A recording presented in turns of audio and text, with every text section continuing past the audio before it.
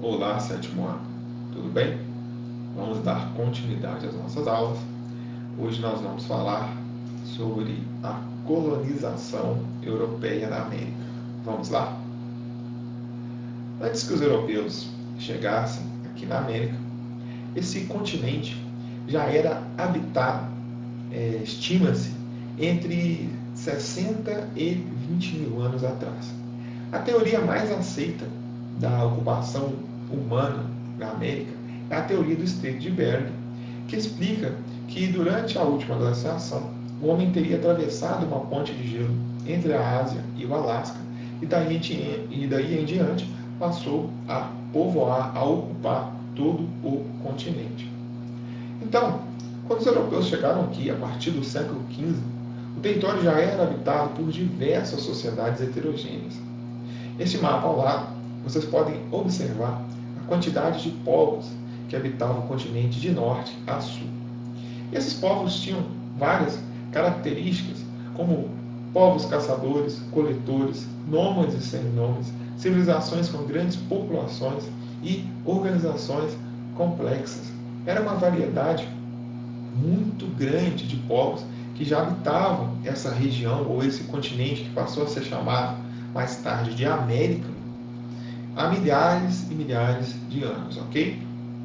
Neste mapa, vocês podem observar a simplificação dos métodos de subsistência na América no ano 1000 a.C. Vamos começar pela América do Norte, essa parte mais em amarelo. Podemos observar que eram povos que viviam da caça e da coleta. Portanto, eram povos com características mais nômades, ou seja, não possuíam moradia fixa. Nessa parte mais verde claro, aqui já na América Central, temos sociedades agrícolas simples. E essa parte mais verde escuro, sociedades agrícolas complexas e civilizações, então organizações de impérios, né? E sociedades bem definidas, né? Com suas funções, ok? Então vamos começar a falar sobre esses povos. Iniciando aí, os Incas. Estima-se que esses povos surgiram no ano 3000 a.C. e passaram a existir até o ano de 1500. Aí é o processo da colonização europeia. Esses povos localizavam-se na região dos Andes, que atualmente abriga o Equador, Peru, Chile, Bolívia e regiões mais próximas, como vocês podem observar neste mapa ao lado. Sua organização política e social estava em 4 reinos que possuíam cada um seu próprio governante. Entretanto, o poder do soberano era mesmo o do imperador, que comandava o império a partir da cidade de Cusco. Então, esses 4 reinos que tinham seu próprio governante, eles atendiam aí, né, aos interesses de um soberano, no caso, o imperador. Ele detinha o poder. Só que ele, como era extenso o território inca, vocês podem observar aqui, era feita uma divisão até para melhor administração do reino, né, do Império Inca, para que tivesse controle e também mais organização, ok? Ao lado, vocês podem observar a pirâmide social. Claro que em cima, né, o Inca, né, que era o imperador, abaixo, os sacerdotes também tinham um papel religioso importante na questão de sacrifícios, de agradar aos deuses. Esses povos eram politeístas, então eles acreditavam que os deuses também interferiam na vida das pessoas, eles deveriam agradar aos deuses. E quem fazia esse intermédio entre as pessoas e os deuses eram os sacerdotes. Abaixo, os nobres, né, os descendentes dos chefes de clã, e abaixo, os escravos, ok? Economia baseada na agricultura, e ficaram também conhecidos por ter o costume de criar as lhamas, que eram um animal que tinha bastante utilidade nessas regiões, ok? Cultura: construíam incríveis adaptações como diques e sistemas de canalização da água para irrigação de uso comum, construção de estradas e fortalezas. Também desenvolveram importantes teorias na área da matemática e também da astronomia. Já falamos aqui, os incas eram politeístas e era comum os sacrifícios de humanos e animais em rituais religiosos. Os incas também acreditavam na vida após a morte e também praticavam um processo de mumificação. Claro, não era tão bem elaborado quanto dos egípcios, mas, dadas as circunstâncias, era muito interessante, né, essa questão de conservar o corpo, preparar o corpo, e essa semelhança, né, entre os egípcios, né, é algo que é um mistério ainda a ser desvendado, revelado, já que, até onde se sabe, esses povos nunca tiveram contato antes, ok? Saindo dos incas, vamos falar um pouco sobre os maias. Acredita-se que os maias já existiam muitos séculos antes da colonização, desde 1800 a.C. Entretanto, foi a partir do século V que começaram a se desenvolver, chegando seu ápice a partir do século IX. Os maias não chegaram a ter muito contato direto com esse povo, uma vez que seu império já estava em declínio antes de sua chegada. Não se sabe ao certo o motivo que levou ao declínio do império, né, da civilização maia, ok? Neste contexto, né, os maias se localizavam, então, na península de Yucatán, na região da Mesoamérica, no sul do México. Eles chegaram a ocupar parte da atual América Central, Honduras, El Salvador, Guatemala e Belize. Sua organização política estava organizada nas chamadas cidades-estado, então o poder não era centralizado, ok? E baseado em uma teocracia. O chefe, né, o líder ali, ele tinha também funções políticas e também religiosas, ok? Sociedade estamental, no qual a sua posição, né, já era definida pelo nascimento. Se você nascesse nobre, portanto, né, você ia ser nobre o resto da sua vida. Se você nascesse em uma posição inferior, ou escravo, comerciante, no caso, você estaria fadado a viver nessa situação para o resto da vida, ok? Então, a sociedade era basicamente o imperador e a nobreza no topo, comerciantes e artesãos no meio da pirâmide, camponeses e escravos na base, ok? Responsáveis aí pelo trabalho braçal. Sua economia, baseada também na agricultura, principalmente o cultivo de milho, plantavam também cacau, batata, algodão e tabaco. Os mais acreditavam que queimar o terreno antes de plantar garantia melhor eficácia, por isso desenvolveram o chamado sistema de coivara, utilizado também por outras civilizações aqui na América, ok? Religião, também politeístas, suas divindades eram associadas às forças da natureza. Eles tinham grandes conhecimentos de engenharia e arquitetura. É só observar nesta imagem ao fundo, né, essa construção que demanda um vasto conhecimento na área de engenharia, né, e na área também da matemática. Eles tinham um calendário solar preciso com ciclos de 52 anos. Então, era uma civilização fantástica que desenvolveu várias técnicas que até hoje, né, surpreende, dadas as circunstâncias, ao contexto no qual viviam, ok? Saindo dos maias, vamos para os astecas. Esses localizavam-se no Vale do México. Sua capital foi construída onde fica a cidade do México, a cidade de Tenochtitlan. Eles são originários dos povos mexicas.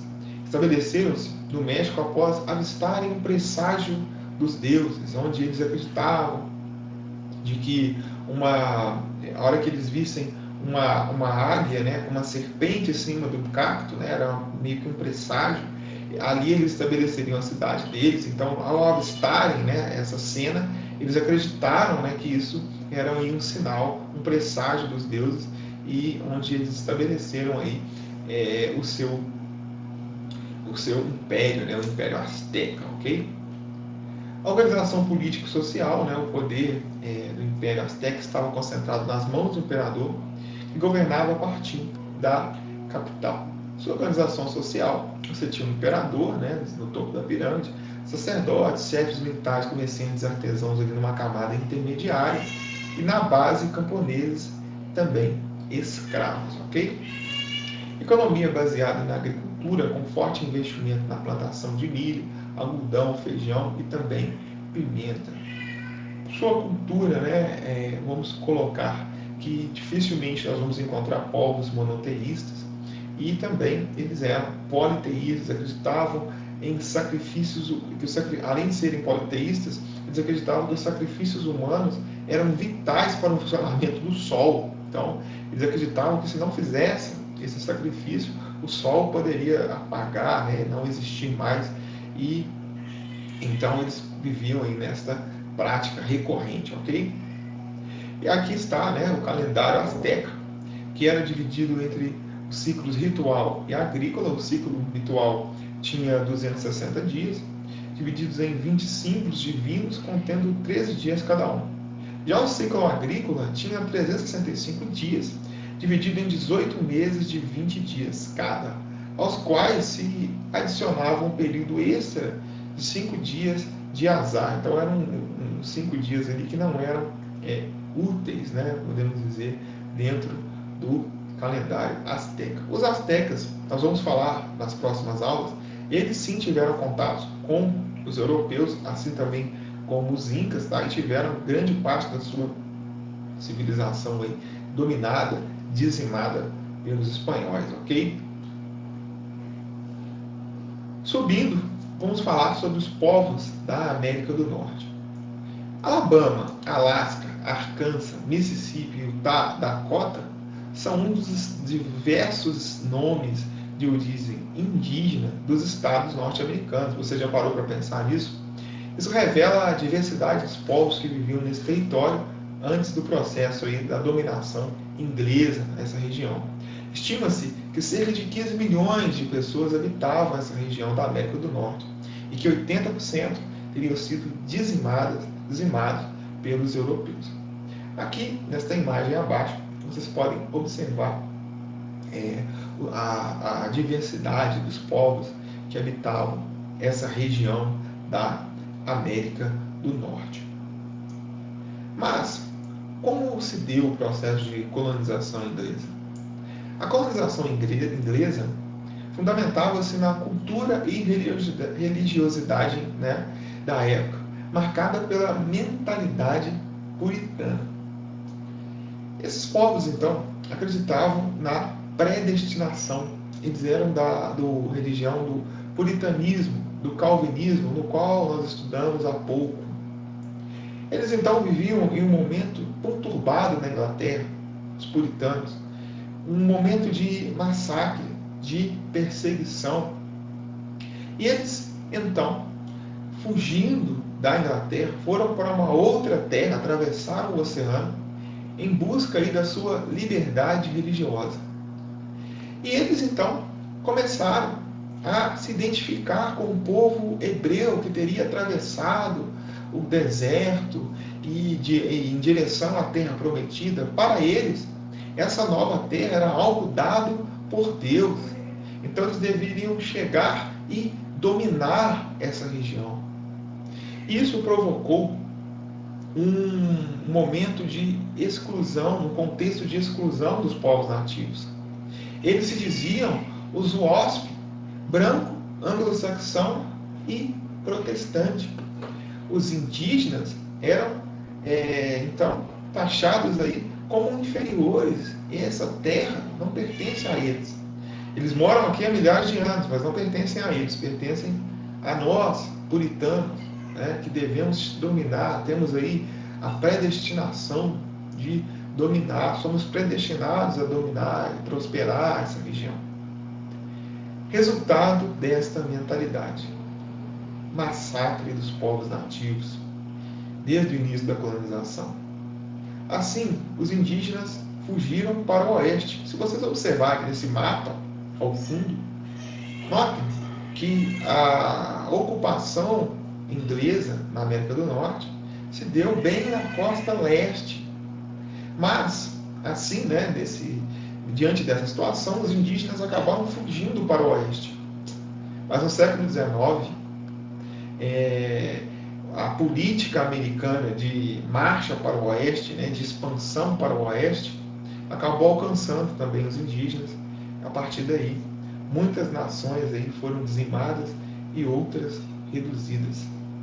É importante ressaltar dois pontos que ainda são bem atuais nos Estados Unidos.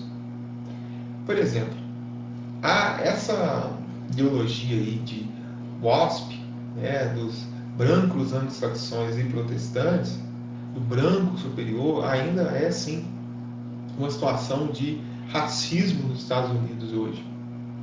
Isso leva aí à violência, grupos como a Ku Klux Klan, que é uma facção que persegue negros nos Estados Unidos. Também nós temos a questão indígena, que ainda é um problema recorrente, né? E é só acompanhar os jornais e acompanhar aí que muitos indígenas ainda sofrem, ok? Então, essa foi a nossa primeira aula aí sobre o processo de colonização inglesa na América. Até a próxima. Tchau.